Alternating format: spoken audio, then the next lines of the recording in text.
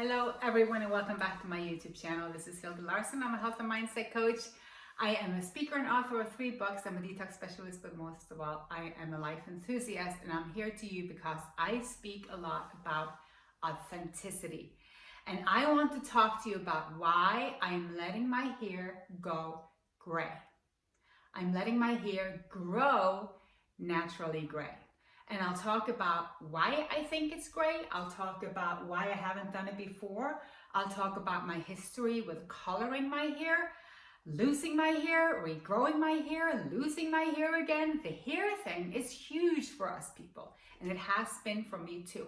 So first, as you can see, I am really growing into another color my hair, and I am eager. I have been fearing and dreading this day for probably 15 years. No, I haven't even, see, that wasn't even 100% authentic. I don't think I've known that this would ever happen.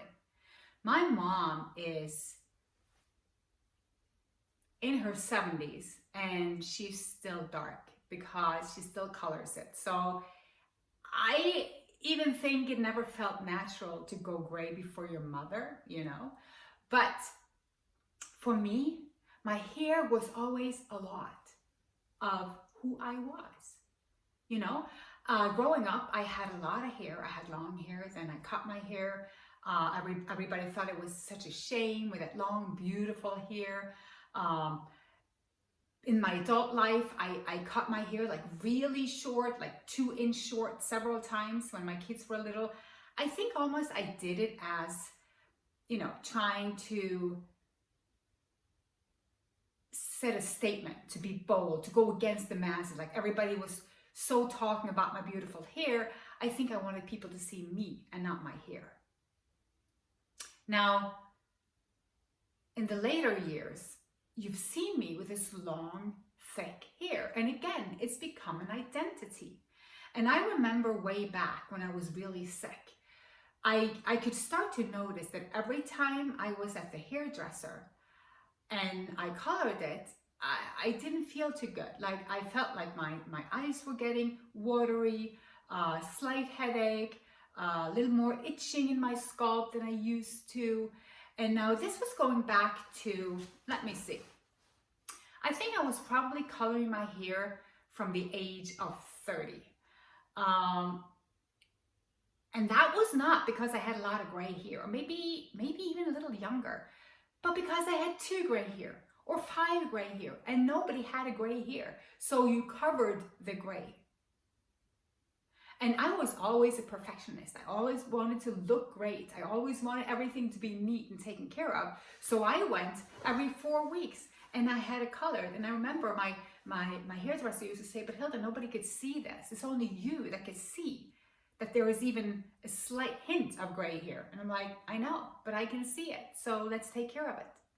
So the black dye went into my scalp and into my head for so many years. And looking back through my detox history, now, I'm not talking about my Lyme diagnosis or my rheumatoid arthritis diagnosis, my ulcers, but hey, who knows, right? I mean, this is on top of every other toxic load that we put in there, the cigarettes and the alcohol and the food additives and the poisonings. Even the thought form, the Diet Coke, the cheese doodles, it goes on top of everything. And you know what? It's a neurotoxin. So here's the thing. When I started to detoxify, when I was well on my way, I early on realized there was one thing that I needed to do, and that was to stop putting that poison on my head. Why? Because I was swelling all over the place. I remember Dr. Morse told me, "You're one toxic puppy in your head, woman." And I'm like, I know. I had done Botox on my forehead, some other thing, fillers in my lines. I had colored my hair like every 4 weeks for years. Detrimental. And now everything started to come out. I think that's why also my facial expression have changed so much during this journey, because I was just so toxic. My eyes were just hanging out like there was nothing. And hives and bumps, lip swelling, all part of the detoxification. And I can tell you about that if you work with me. This is why support is so important. I would have never known that this was even possible, that this could even happen walking through a cleansing period. I am still cleansing parts of my life. At this point, there's not going to be an end to that story. I don't think. We're living beings. We don't want. Struggle is a gift. We need to honor that. But we need to be authentic about ourselves, about what we express and what we want to live. And if we want something, we need to boldly embrace all of it. Okay, so I started to realize I could not keep coloring my hair. It just would not work because I was feeling it now.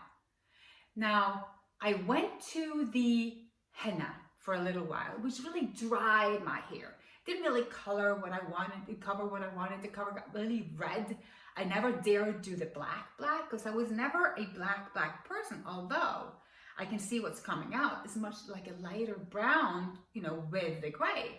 So maybe I'll become like a redhead-ish now, which I always wanted. But I did become darker as the years went by. Like my roots became darker, so it's changed through detoxification, like the color. So if you see color change in your hair, absolutely.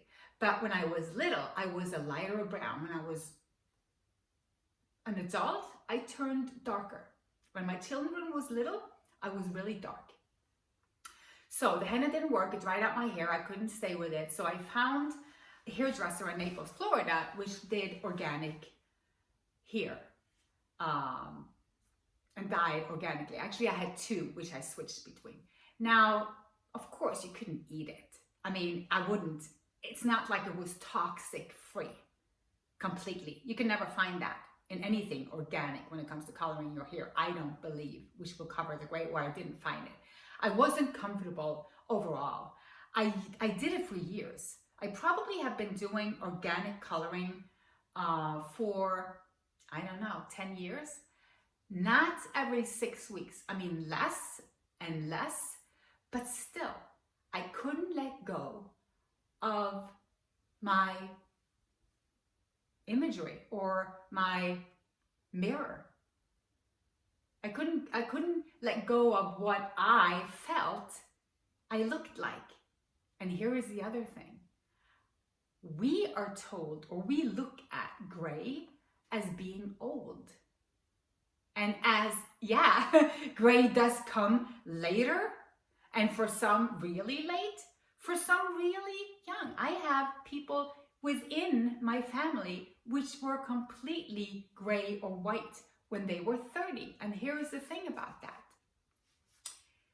I have never found a real connection between diet only and gray hair, because I see contradictions all the time.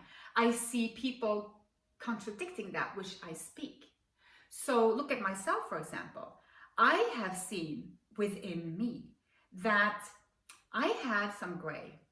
Yeah, absolutely. Without it, I wouldn't be coloring it. But about a year ago, I experienced something very, very emotionally traumatic in my personal life.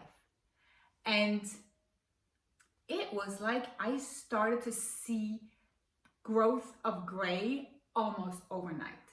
The theory that I had read about and people I've talked about, the saying, the worry is going to turn my hair gray. It's been a knowing that shock to the body can turn your hair more gray. So it's not all about circulation and regeneration. It's about genetics. It's about what you live, and of course, it's about what you're living in form of diet. Now, what I wanted to say about that is, I also see people who actually do turn from gray and back to their natural color from changing their diet to a raw food diet. Those people are out there, absolutely. And then I see people out there which this doesn't happen to, and that's fine too, because there are so many levels to this. My approach right now is to be able to walk forward with all of you who are in the same boat, which has been on the fence, thinking, I can't do this, I look older, you know, I don't feel groomed, I don't feel beautiful. You know what I say? I say we are beautiful for who we are, and if we boldly express that, there's no hair color that can do anything to who you are, what you express, what you radiate. It comes from within, it really does. It's a vibration, it's an enthusiasm, it's a passion for life. So if you're sitting on the fence wondering if you could ever go gray, I'm here to tell you, if I could do it, you can do it. Because for me, this is a big thing. Now, why was I afraid? And why am I not afraid?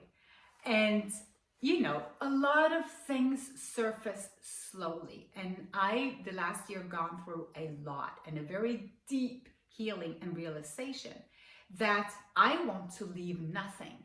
I want to be free of being held back by anything that comes from my mind that is rooted in fear. So here is the thing, it was rooted in fear. I asked myself, why would I keep coloring my hair? Why would I not embrace my natural hair color? And the answers came from fear, because I was fearing that I would look older or different and not me anymore. I was fearing what people might think. Ooh, once you see that happening, you know you got work to do. I knew this was something I really needed to look deeply into, because that is not where health and vitality comes from. And today, adult, especially women, I'm not speaking only to women here, but we know this. Men has been going gray for always compared to women. There are a lot of gray women out there. There are a lot of beautiful women of all ages with silver, beautiful hair. I honor you. I always thought you were beautiful. You were always the most amazing ones. But we have to realize there are more men on that side. So this is mostly, I see more and more women now raising up, walking together, saying, hey, I'm taking back my natural power. I am going to be the best version of me, and I'm proud to show you who I really am. So I hope this inspires you. And I hope it inspires you to jump in and become a member, where I will share this journey step by step with you through videos, through content and help, and we can stand together as a community. Support is everything. I never had support in that sense. But I know how much I longed for it. And now I'm connecting with a lot of like-minded, strong women, and I realize we're so many. You're never alone. I'm never alone. We're always in this together. So, thank you for watching. And if you're on the fence, again, if you're wondering what to do about coloring your hair, not coloring your hair, going organic, not organic, if you're thinking of detoxifying, if you have a lot of symptoms going on in your body, I mean, look around, the world is so toxic. I'm thinking, whatever we can do, right? We can't sit around complaining about the 5G and the EMF. Well, we can't complain about that. It's another story. So let's stop that. but you know what I mean. There are chemtrails, there are, you know, we're eating processed food, sprayed foods, taking vaccines. We're doing so much. And a lot of these things we can't even, we can't even control. But what we can control, that's what I'm interested in. And when we walk forward and saying, hey, I ask for healing. I want an amazing life. I want to live in the strongest, fittest, most healthy body that I can. We need to actually take action and do everything that we can to make that happen. Now, I want to close this with you being 100% in sync that I am not at all judging any woman or man who wants to continue to color their hair. Whatever decision you make is perfect for you. What I'm saying is, if or when you decide to do something different, you can do it. Okay, we'll talk again soon. Check out the membership site. Namaste.